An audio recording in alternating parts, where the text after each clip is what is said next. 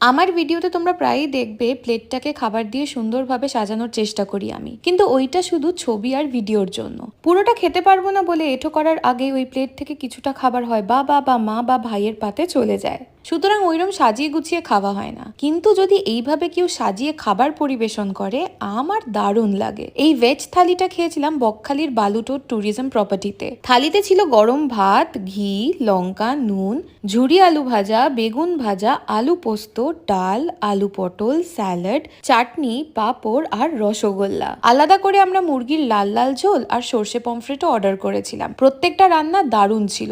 আলু পোস্ত আর পটল দুটোই ভীষণ সুন্দর রান্না হয়েছিল।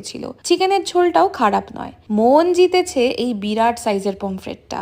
যেমন টাটকা তেমন অসাধারণ রান্না। রসগোল্লাটা বাদে বাকি সব ভালো লেগেছে। আমার মতো যারা যারা এরম গুছিয়ে থালি খেতে পছন্দ করো, কমেন্ট সেকশনে একটা লাল হার্ট দিয়ে দিও তো।